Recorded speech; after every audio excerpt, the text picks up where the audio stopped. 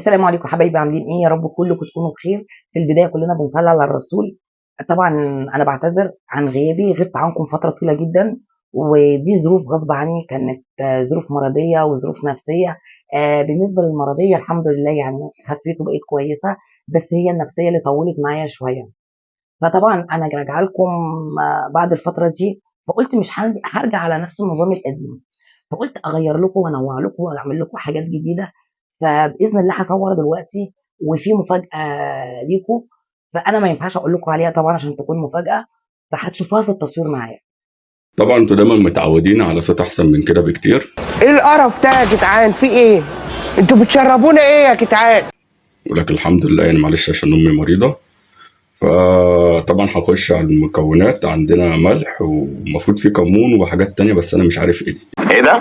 ده فلفل اسمر وكمون، اكيد ده ملح. ايه ده ماما ده؟ يا دي الليله الزرقاء اللي زي كل الصباع. بهر سمك. وبهار سمك. وعندنا شويه ميه متعكره هنا. ايه اللي انت بتقوله ده؟ بدون. لا تجود ولا تتنيل، انت تخلص خالص وتسمعني. لا خالص، ده ليمون. عندنا شويه ليمون زي ما امي بتقول، وشويه اكل تفينه ده ولا ايه؟ لا يا جدع فصنتوا. بس انتوا ماشي. وده المفروض شبه الفراخ اللحمه، ده المفروض السمك. بني سمك فيليه، سمك فلي نوع بياض. نوع بيض.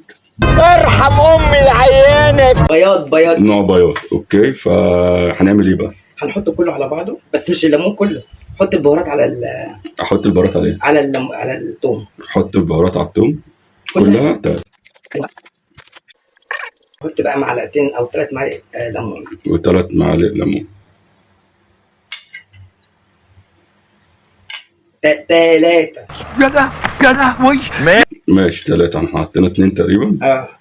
قلب بقى، تاني. دوبهم في بعض. ماشي، وندوبهم في بعض. خلاص كده. حط بقى السمك، تبله. لا بتتبل السمك دلوقتي، بسم الله. ونتبل السمك دلوقتي بسم الله. ممكن تنساه من دماغك؟ ممكن انساه من دماغي ابدا. وقالوا لك بقى انت حصل كذا كذا؟ قالوا لي حصل كذا وكذا وكذا. ايوه، بايدك نضيفه. لسه غسلها. تمام. اركنها على جنب بنفس الطبق، في نفس الطبق على جنب، وحط اختها في نفس الطبق على جنب، وحط اختها. تقريبا انا بعيد الكلام بس يعني.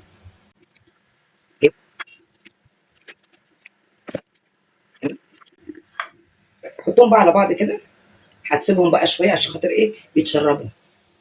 تمام يا جماعه، دول كده اهوت الفراخ اللي شبه اللحمه دي، السمك اللي شبه اللحمه دي، وهنحطهم نسيبهم مع بعض شويه عشان يتبل. افردهم كده عادي جنب بعض، وغطيه بالصينيه دي اللي هناك. دخل الحته اللي بره دي عشان ما تزفرش الدنيا، وتدخلوا الحته اللي بره عشان ما تزفرش الدنيا. ده ليك انت. هموت يا ناس يا عم، في حاجات. استنى اجيبها لك. ماشي. حط بقى ايه، حط الطبق كله على جنب هناك. يلا بقى عشان تخش على تتبيله ايه؟ الجمبري. وهنخش بعد كده على تتبيله الجمبري. اغسل ايدك.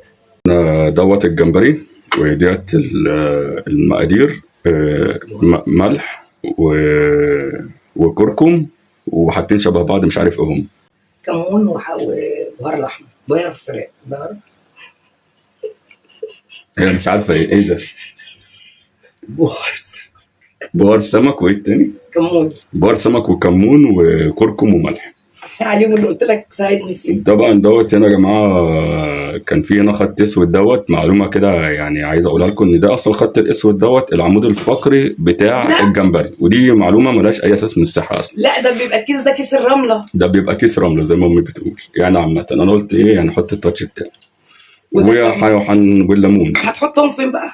هنحطهم في البتاع دي. تخيل انا لو كنت عملت كان هيبقى اسهل. وده شويه توم متقطع كده.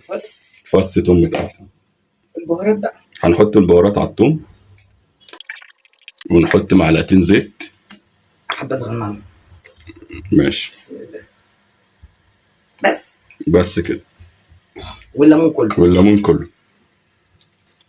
ميكس بقى. وطبعا عملنا ميكس ما بين كل اللي احنا عملناه ده. فضي بقى الجمبري. ونفضي الجمبري. بسم الله.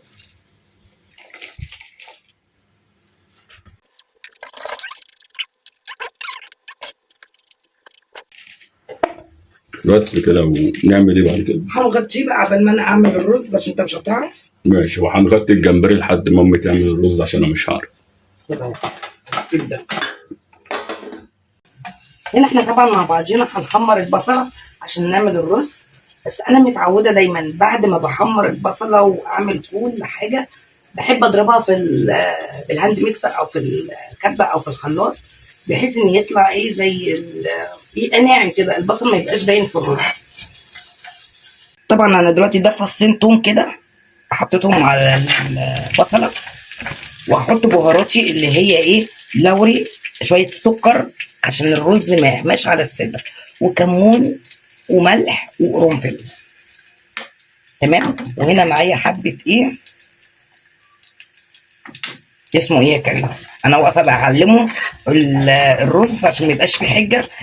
طبعا هو اول مره يساعدني لان طبعا انا تعبانه وبقالنا فتره طويله ما بنطبخش، لان انا تعبانه. هو خلاص لما زهق قلت له ادخل معايا المطبخ، يعني اعلمه بقى حاجه تنفعه وتنفعني بصراحه، عشان بعد كده ناويه ايه اعمل عيانه على طول. تمام كده. انا ايه حمرت البهارات مع البصله كده، لازم تغمق خالص. هحط بقى ايه معلقه الصلصه كده، معلقه حلوه كبيره بتاعت صلصه شامم الريحه.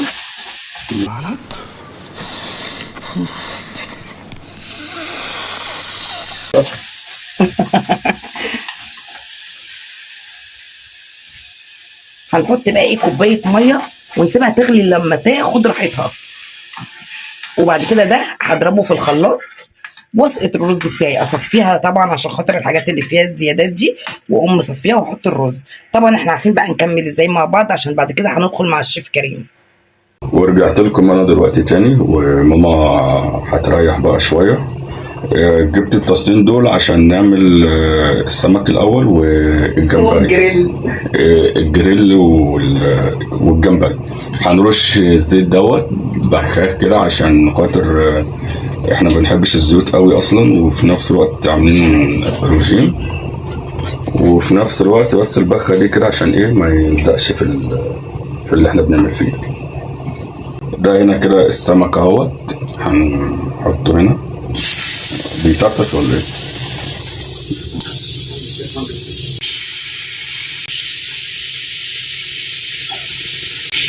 وجبنا هنا الجمبري. معرفش ما تقول لي اعمل الحركه دي كتير حلوه مش عارف يعني. يوم ما مش عارف واحده واحده كده هنمسك واحده واحده. هنمسك الجمبريه واحده واحده، مع اني كنت عايز اكبها يعني. لا تكب ايه؟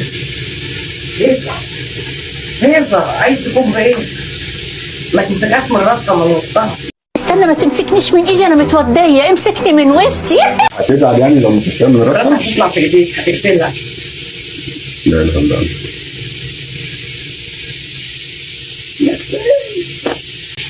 استني بس.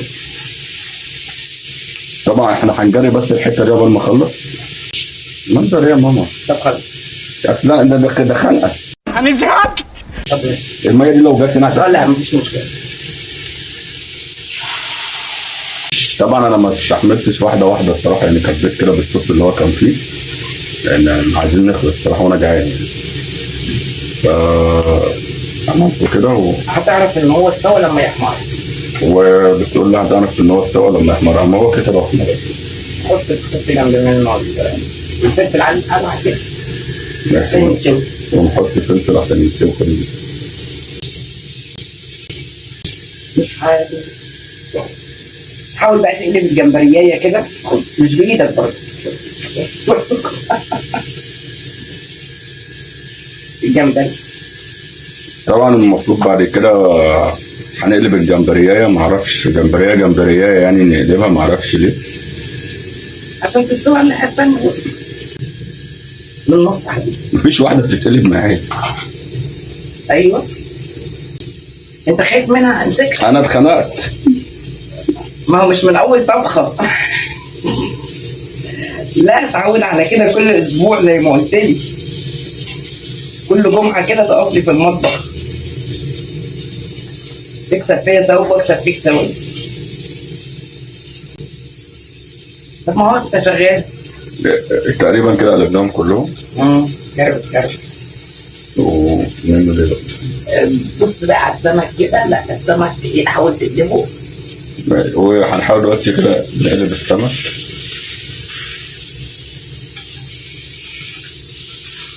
يا ولد ممكن السمك تديله بخة زيت عليه. هندي كده كل بخة من القطعة ديت كده بتاعت الزيت بخة. هندي لكل قطعة سمك بخة زيت عشان ما يبدأش لما نقلبه تاني. نعمل ايه؟ خلاص بقى كده. هنجرب كده واحدة على جنب، أمي اللي هنجربها مش أنا. One hour later. طبعا كده الجمبري اتعمل، فهنحاول نطلعهم كده. اللي يجي في ايدك طلعه. عايزاه يا حبيبي. ماشي، ونخلي الفلفل. لسه ما استواش. لسه ما استواش. جبتها خرق مالها المعلقة. المعلقة مش هتبقى كتير. انت ما بتضغطش ليه؟ انت خايف تضغط. بضغط اهو بس هي مش عارف. 6 months later. طبعا ده شكل الجمبري بعد ما اتعمل الحمد لله. ولسه هنطلع بقى الفلفل وهنوريكم الشكل في الاخر. نحط بعد كده بقى الطماطم حاول تفتح مكان في النص تتعمل عشان خاطر تبقى مع الفلفل يعني متشوحه وكده. ولسه معانا جمبري تاني هنعمله. هنحط بقى الجمبري هنا كده في النص. هنشيك كده برضو على السمك عشان شكله بقى خالص بقى له. ما علينا. الفلفل مع شوية فلفل كده مع الجريل اللي هو السمك يعني.